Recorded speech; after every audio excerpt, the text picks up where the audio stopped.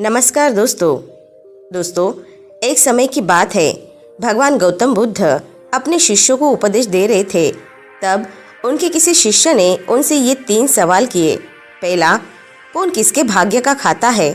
दूसरा, संसार का सबसे बड़ा बलवान कौन है? और तीसरा, जो अपनी बात से मुकर जाता है उसका अंत में क्या अंजाम होता है?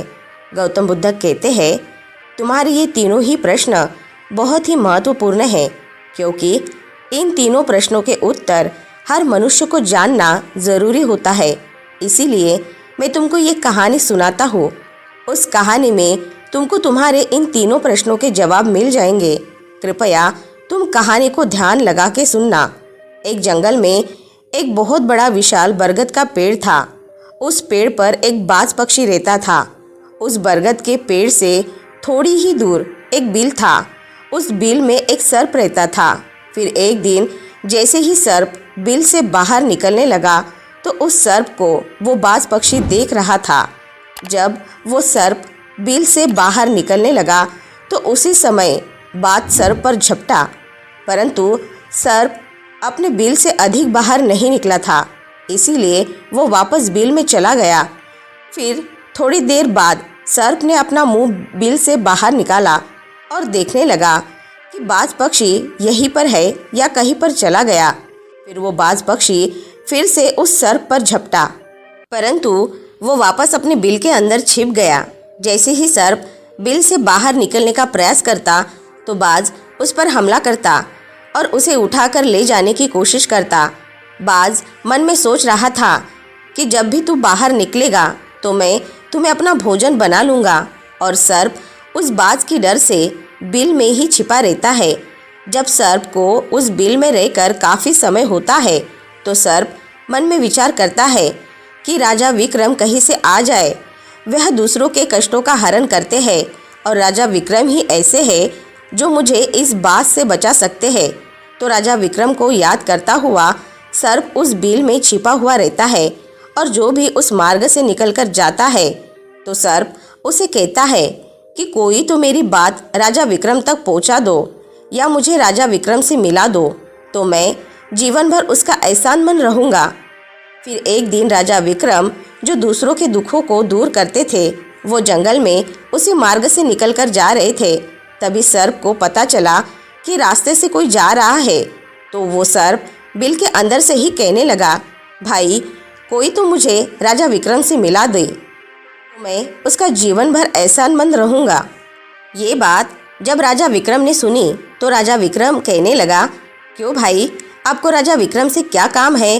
तो सर्प कहने लगा कि देखो भाई, राजा विक्रम दूसरों के दुखों का हरण करते हैं और मैं बहुत दिनों से इसी बिल में पड़ा हुआ हूँ।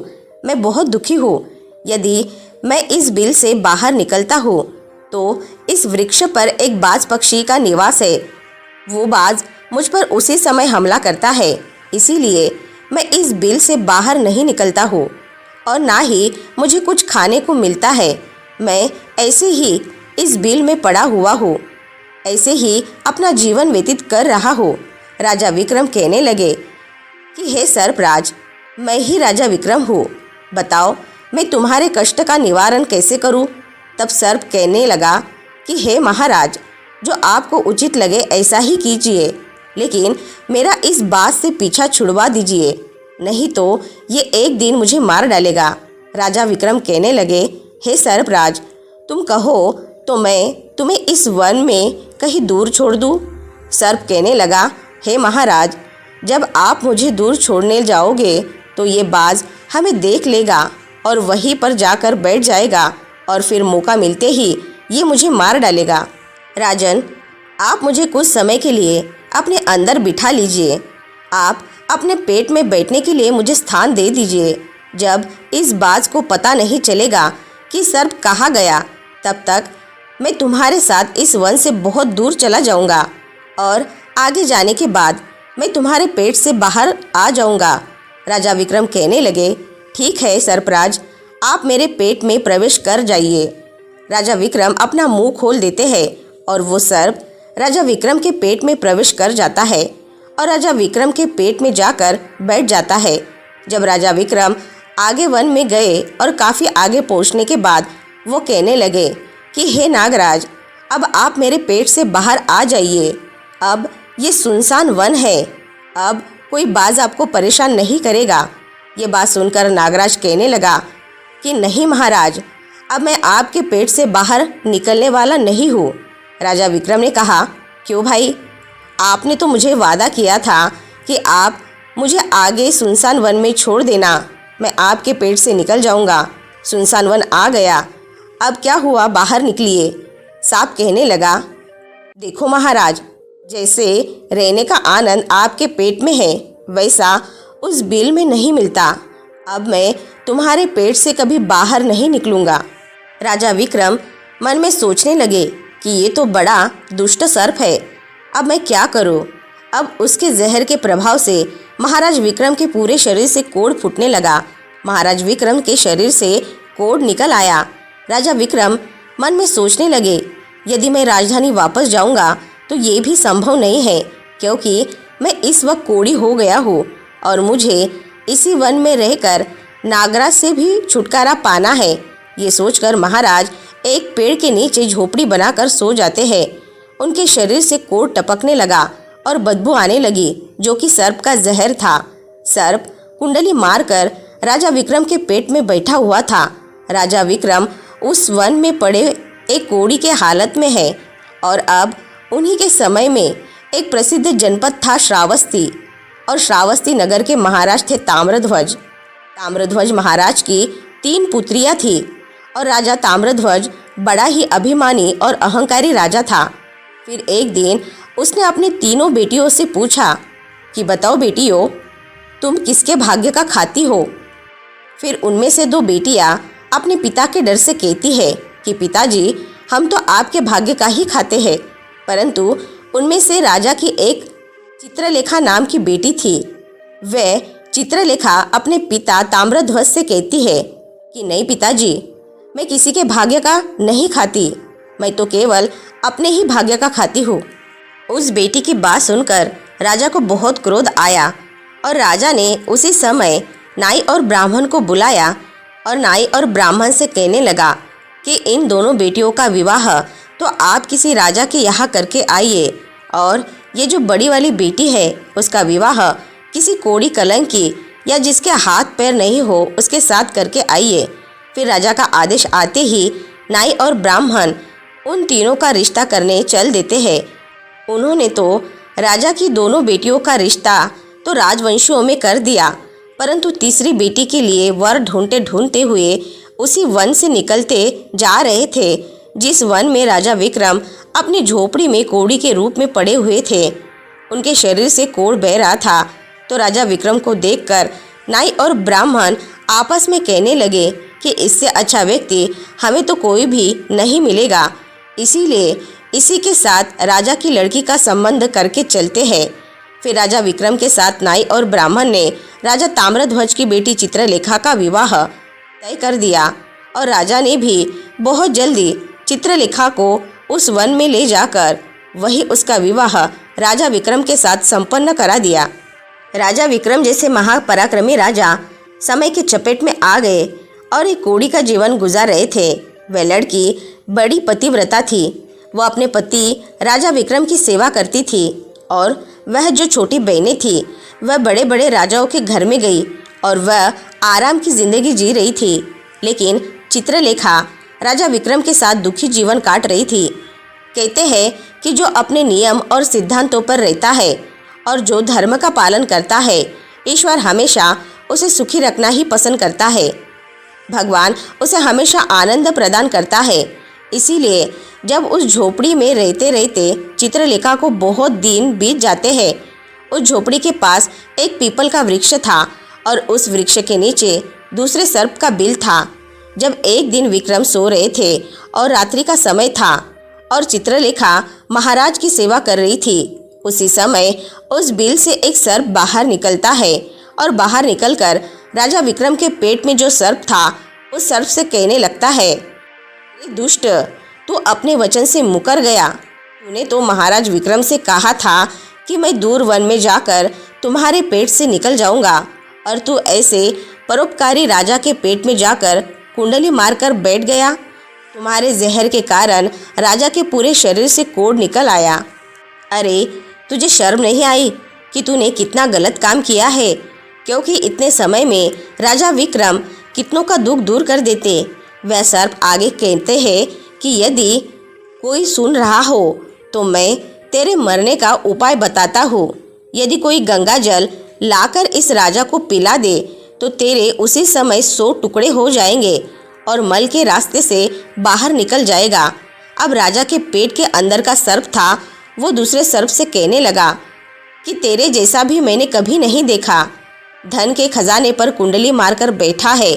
यदि ये धन मानव समुदाय के कल्याण के लिए लगाया जाता तो इसे ना जाने कितने मानव समुदाय का भला हो जाता। मैं भी तेरे मरने का उपाय बताता हूँ। यदि कोई सुन रहा हो तो एक पीपा गरम तेल तेरे बिल में डाल दे तो उसी समय तू नष्ट हो जाएगा। और इस बिल वाली ज़मीन की खुदाई करेगा तो यहाँ पर अपार धन संपत्ति निकलेगी। तो उस बात को चित्रलेखा बड़े ही ध्यान से सुन रही थी। चित्रलेखा के मन में विचार आया कि ये राजा विक्रम है और इनके पेट में एक सर्प बैठा हुआ है। इस कारण महाराज के शरीर से कोढ़ निकल रहा है। तो वो बेचारी चित्रलेखा एक ऋषि के आश्रम पर पहुंचती है और उन ऋषि से कहती है कि महात्मा, मुझे एक गिलास गंगाजल की आवश्यकता है। ऋषि ने कहा, बेटी तुम कौन हो और गंगाजल का क्या करोगी? तो वह चित्रलेखा कहने लगी, हे मुनिवर, मैं राजा ताम्रध्वज की बेटी चित्रलेखा हूँ और मेरे पति के लिए दवा के रूप में मुझे गंगाजल चाहिए। ये सुनते ही उस ऋषि ने उसे एक गिलास गंगाजल दे दिया। अब चित्रलेखा गंगाजल लेके महाराज के पास जल्दी ही पहुंच गई और महाराज विक्रम से कहने लगी कि महाराज, ये दवाई है आपके कोढ़ के लिए, आप इसे ग्रहण कीजिए। राजा विक्रम उस गंगाजल को पी गए और जैसे ही राजा विक्रम ने उस गंगाजल का पान किया तो उस सर्प के उसी समय 100 टुकड़े हो गए। जो पेट में था वह सर्प नष्ट हो गया। वह धीरे धीरे राजा के शरीर से मल के रास्ते से बाहर निकल आया। अब तो राजा का कोढ़ धीरे धीरे सही होने लगा और कुछ ही दिनों में राजा का कोढ़ सही हो गया। राजा का पूरा उपचार हो गया। राजा पहले की तरह स्वस्थ हो गए। अब राजा विक्रम से चित्रलेखा कहने लगी कि हे महाराज, मैं एक स्त्री हूँ, उस शहर में नहीं जा सकती हूँ। आप शहर में जाइए और एक पीपा तेल का ले आइए। राजा विक्रम कहने लगे कि चित्रलेखा, उस तेल का तुम क्या करोगी? चित्रलेखा ने कहा, महाराज आप एक पीपा तेल का ले आइए, फिर मैं आपको बताऊंगी। फिर चित्रलेखा की बात सुनकर राजा विक्रम बाजार जाते हैं और वहाँ से एक पीपा तेल का लेके आते हैं। फिर चित्रलेखा वहाँ आग जलाती है और उस आग पर वो तेल को गर्म करती है और तेल गर्म करके उस बिल में खाली कर देती है। जैसे ही वो गर्म तेल उस बिल में डाला गया उसी समय सर्प की मृत्यु हो गई। राजा विक्रम से चित्रलेखा कहने लगी कि महाराज, इस स्थान को खोद दीजिए। फिर राजा विक्रम ने उस स्थान की खुदाई की तो बहुत अपार धन संपत्ति वहाँ से निकली। चित्रलेखा कहने लगी, महाराज देखिए, मैं जानती हूँ कि आप ही नरेश राजा विक्रम हैं, परंतु मेरे पिता ने मेरा अपमान किया है और मुझे एक कोढ़ी को दे दिया था, परंतु मैं मेरे ही भाग्य का खाती हूँ। इसीलिए इसी स्थान पर मेरे पिता के महल से अच्छा महल बनना चाहिए। राजा विक्रम कहने लगे, चित्रलेखा तुम कैसी बातें कर रही हो? हम नरेश हैं, भला यहाँ पर महल क्यों बनाएंगे? आप उज्जैन नगरी चलिए। परंतु राजा विक्रम के कहने पर भी चित्रलेखा नहीं मानी। फिर राजा विक्रम ने उसी जगह शानदार महल का निर्माण करवाया। इस संसार में सबसे बलवान समय होता है और कोई बलवान नहीं होता। जिसका समय अच्छा होता है वह आगे बढ़ता रहता है और जिसका समय खराब होता है, विपरीत होता है, वह पतन की ओर अग्रसर होता है। राजा ताम्रध्वज पर दूसरा राजा आक्रमण कर देता है और उस आक्रमण में ताम्रध्वज पराजित हो जाता है और राजा अपने प्राण बचाने के लिए अपने परिवार सहित उसी वन में पहुंच जाता है। जब वन में राजा भूखा प्यासा भटक रहा होता है, फटे हुए वस्त्र, भूख से पीड़ित और प्यास से राजा का गला सूखा जा रहा था, तो राजा घूमते घूमते उस चित्रलेखा और राजा विक्रम के महल के नज़दीक से गुजरता है तो चित्रलेखा अपने पिताजी को पहचान जाती है। चित्रलेखा ने अपने एक सेवक को भेजा और सेवक को भेजकर महाराज ताम्रध्वज, जो कि एक फटे हुए हाल में थे, उनके पास वस्त्र भी नहीं थे, उनको बुलवाया। ताम्रध्वज ने सोचा कि ये न जाने कौन है और हमें क्यों बुला रही है। जब राजा ताम्रध्वज उस लड़की के पास पहुँचे तो लड़की को पहचान लिया। चित्रलेखा ताम्रध्वज से कहने लगी कि पिताजी, मैं वही चित्रलेखा हूँ और मैं आपसे ये कहती थी कि मैं अपने ही भाग्य का खाती हूँ। देखिए, मैं मेरे ही भाग्य का खाती हूँ, आपके भाग्य का नहीं खाती हूँ। आपने ही मुझे एक कोड़ी को दे दिया था, परंतु मेरे भाग्य में तो एक सम्राट लिखा था। देखिए पिताजी, मैं उज्जैन राजा नरेश विक्रम की पत्नी हूँ। राजा ताम्रध्वज मन में विचार करता है और अपनी उस लड़की से अपने अपराध के लिए क्षमा मांगता है। इस संसार में सबसे बड़ा बलवान समय है और हर कोई व्यक्ति किसी दूसरे के भाग्य का नहीं खाता है। हर कोई व्यक्ति ये सोचता है कि ये मेरे भाग्य का खा रहा है। नहीं, कोई किसी के भाग्य का नहीं खाता है। जो कोई खाता है वह अपने भाग्य का ही खाता है। हर दाने दाने पर खाने वाले का नाम होता है। आप ये ना सोचें कि आप किसी को खिला रहे हैं। आप किसी को खिलाने वाले कौन होते हैं? इस संसार को खिलाने वाला तो एक ही है और वो है इस दुनिया को चलाने वाला। जो अपनी बात से मुकर जाता है उसका अंत उस सर्प के जैसा होता है जो राजा विक्रम के पेट में बैठा था। अंततः वो विनाश को प्राप्त होता है। हमेशा सत्य की ही जीत होती है और अधर्मी, अत्याचारी और पापियों का अंत होता है। इस तरीके से राजा विक्रम और उसकी पत्नी चित्रलेखा ने राजा ताम्रध्वज का बड़ा स्वागत किया। वह राजा विक्रम राजा ताम्रध्वज को उज्जैन ले आए और बाद में राजा विक्रम ने अपनी सेना राजा ताम्रध्वज के साथ भेजी और जिस राजा ने ताम्रध्वज को पराजित किया था उससे अपना राज्य वापस पा लिया। जिसकी किस्मत अच्छी होती है, जिसके कर्म अच्छे होते हैं, उसे ईश्वर कहीं ना कहीं से दे ही देते हैं। हम और तुम तो अपने परिवार का पालन करने में भी हिचक जाते हैं, लेकिन इस संसार का पालन करने वाले को देखिए, वो पूरे संसार के जीव जंतु का ध्यान रखते हैं।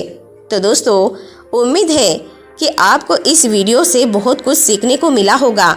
अगर वीडियो पसंद आई होगी तो वीडियो को लाइक और चैनल को सब्सक्राइब ज़रूर से कर ले। मिलते हैं नेक्स्ट वीडियो में। तब तक के लिए अपना ख्याल रखिए। धन्यवाद।